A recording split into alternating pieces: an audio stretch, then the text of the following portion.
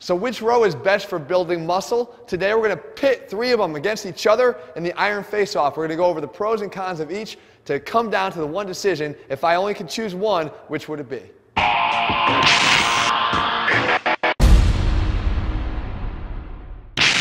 What's up guys, Jeff Cavaliere, ATHLEAN-X.com. So today the iron face-off has arrived. We are going to pit exercises against each other in a scenario where I'm going to give you pros and cons of each so that I can determine for you, if I could only choose one, which would it be if we're looking for hypertrophy? Not strength at the moment, that's coming, but right now for hypertrophy, and we're looking at 3 variations of the row. Now, I love all these variations of the row, guys. We program all these variations of the row, but each of them does have its own set of pros and cons, and if we pit them all up against each other, is there one that wins out? Well, hopefully we're going to determine that today. And the 3 exercises we're using, again, are going to be the 1-arm dumbbell row, a barbell row, and a 1-arm cable row from a high position. So let's start looking at this right off the bat.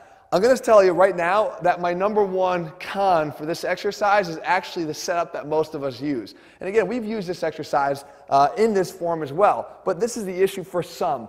When you're in this position right here, you have your staggered stance back here, and it puts ourselves in a position of vulnerability here in the groin. I've covered this in a previous video where herniations can occur from this exercise. As a matter of fact, both times that I incurred a hernia, it came from doing this exact exercise in this position, and it was in this bottom position. When I'm here, I have the stretch and a little bit of weakness and vulnerability in there, and I come down, and I feel the burn right in here. So I've given up doing it from this position, but it is one of the problems. But I'm going to give you another reason why it's not so great, because we don't get a chance to get a good stretch here of the lats. Because we know that the lats, in order to be stretched, can't be here relative to our body. They have to be up here, out in front, right? Just like in a lat pull down, your arm has to be out in front of your body and up high. So even when I show you this different position here that we can use with this tripod position, we basically prop up the bench and then do it from this squared off position here. Now being squared takes away a lot of the vulnerability from that. And it allows now for the pros of the exercise. When I'm here, one thing is I can address any imbalances that I might have because we're training 1 arm at a time, where you're going to see that's going to play itself as a detriment to the barbell row. So I have to work with the strength I have here. But as I come up, because I have 1 arm free, I can get not just up, but back and across. Because when we talk about the exercise here, if you want to fully contract the lat, you have to get an adduction of the arm, not just extension back here, but adduction closer to the spine. So bringing your upper arm closer to your spine so that the lat can maximally shorten, given that its origin and insertion are there, and they need to be able to come towards each other. We could do that with a dumbbell, which gives us, you can see the difference here. If I stay right here and just extension versus if I come up and I pull in, I can get that tighter, stronger contraction.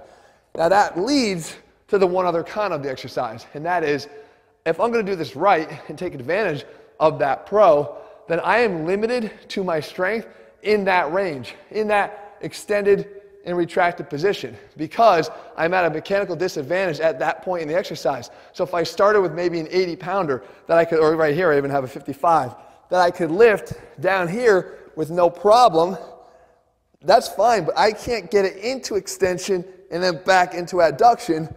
Here I actually can, but I mean, most of us, if we went heavier, you might lose the ability to do that. So you're going to be limited to the amount of weight that you can use on this exercise if you're doing it correctly. So now, let's come over to the barbell row.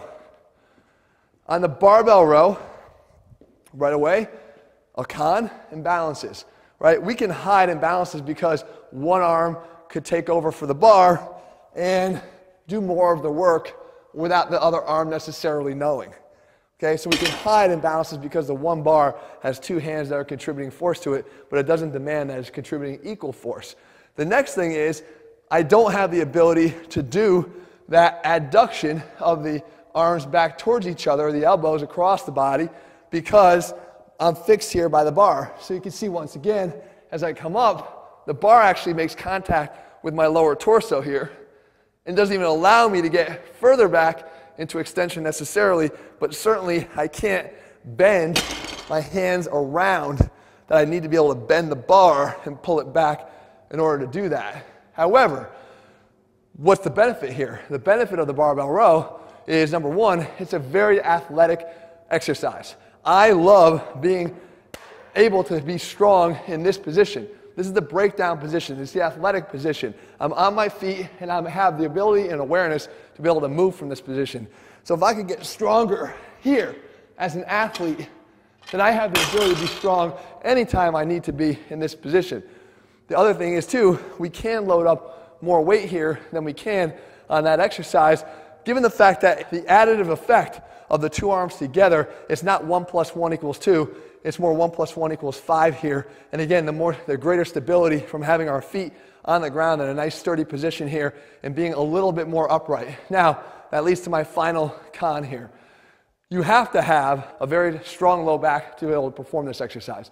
And a lot of us don't. And we jump into doing this with the heavier weights and our body can't stabilize it. And if we don't hurt our back, then all we do is we start to turn the exercise into a shit form of the exercise by taking this up here, which is supposed to be a good strong row, and we start standing and cheating because we're trying to get the bar up and we don't know another way to do it because we lack the strength and stability of the low back. However, one last pro, if you do the exercise in that position, you're going to strengthen your low back if you continue to do it right. So now we move on over here. And we kind of settle here with the redheaded stepchild of rows, and that is the one-arm high cable row. But what you're going to see is this is a great version of the row. So what are we addressing here? Well, the first thing is look at the position. Just like the barbell row, yet another con, we didn't get that full stretch position of the arm. We were never able to get our arm out in front of our body to get a good stretch. Well, right here, we have that opportunity, okay? Right off the bat, we have a good stretch. Even if we start from a squared off position, we have a great stretch here of the lat. Because we have a great stretch, we can take advantage of the stretch reflex that will increase our strength output on the exercise. The second thing is we have a greater range of motion on the exercise because we have the ability to go into this entire eccentric range of motion. Okay, and because of that, we can add an eccentric overload. And when it comes to hypertrophy, guys, an eccentric overload is a very valuable portion of the lift that we can't ignore. So not only do we have this throughout every single rep, but even when I reach failure here, I can actually go from here and go two hands assisted in, and now eccentric overload. Concentric assist and eccentric overload. Concentric assist, so I can take it beyond failure for even more hypertrophy and gains. Come around the back, you'll see that I still have the opportunity here to do that same thing because we're unilateral, no imbalances, we can fix those, and I can come back and around as I did on the one-arm row. Back and around at the full contraction on the one-arm row.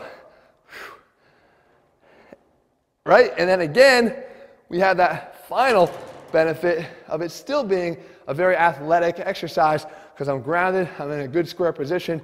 Again, feet on the ground is always, to me, going to be a better athletic position. So now, what is the con? I got one con here, guys. I do think you can still load up the weight here, for sure, because of all those extra benefits of the eccentric, but you don't necessarily have any low back targeting, okay? With the low back here, it's kind of out of play.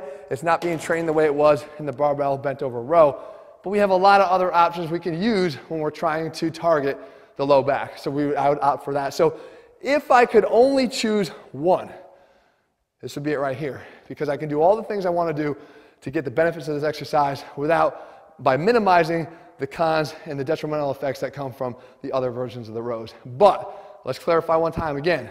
The barbell row makes its way into a lot of my programming for specific reasons at specific times. The one-arm row makes its way into my programming for specific reasons at specific times.